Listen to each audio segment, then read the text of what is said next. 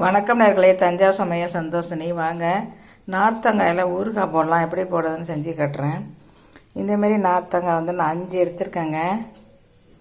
இதை நல்லா தண்ணி பாத்திரத்தில் போட்டு தண்ணி மூழ்கிற அளவுக்கு தண்ணி ஊற்றி ஒரு 15 நிமிஷம் நல்லா கொதிக்க வைக்கணுங்க. நல்லா வெந்த உடனே நார்த்தங்காயை எடுத்துட்டு தண்ணியை கீழே ஊற்றிடணுங்க.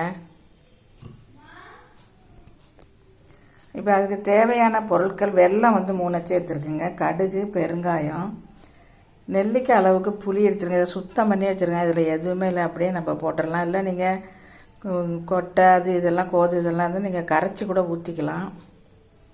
நல்லா வேக வச்சு இந்த மாதிரி பொடிசாக அரிஞ்சு வச்சுருக்கேன் பாருங்கள் நார்த்தங்காய். இதில் நான் உப்பு போட்டாங்க, ஏன்னா கரண்ட்டு போயிடுச்சு, வீடியோ போட முடியலைங்கிறதுனால கெட்டு போயிடுன்னு இதில் உப்பை தூவி வச்சுட்டாங்க நான். நீங்கள் போடுறப்ப கூட போட்டுக்கலாம் உப்பு. மஞ்சத்தூள், மிளகாத்தூள், நல்லெண்ணெய் தாங்க ஊற்றணும். வாங்க அடுப்பை ஆன் பண்ணி கடாய் போட்டுக்கலாம். இப்போ நம்ம கடுகு, பெருங்காயத்தை போட்டுடலாம்.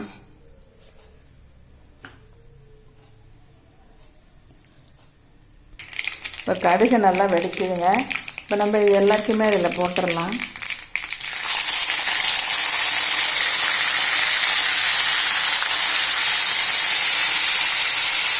இதில் உள்ள கொட்டையெல்லாம் நம்ம எடுத்துட்டு சுத்தம் பண்ணிவிட்டு இதில் போட்டுடலாங்க.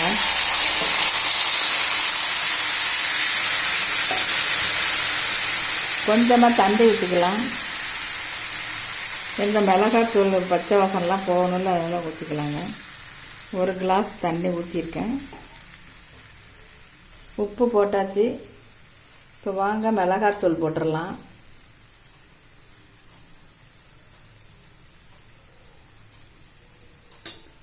இது காரமாக இருக்கும், அதனால் கொஞ்சமாக போட்டிருக்கேன். நீங்கள் காரத்துக்கு தகுந்த மாதிரி மிளகாத்தூள் போட்டுருக்காங்க. மஞ்சத்தூள் போட்டுடலாம்.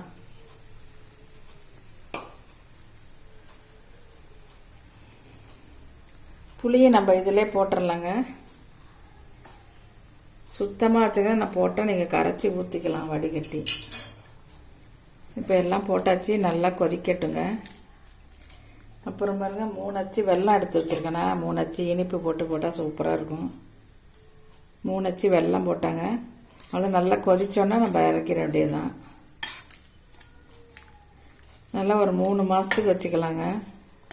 நான் அப்போக்கப்போ போட்டு சாப்பிட்டா கூட நல்லது தாங்க. நம்ம ஒரு மாதத்துக்கு ஒரு அடி கூட நம்ம போட்டுக்கலாம். புதுசாக வாங்கி போட்டுக்கலாம், பழசே வச்சு சாப்பிடாம. இப்போ இது நல்லா கொதிக்கட்டுங்க, அப்புறம் இறக்கிடலாம்.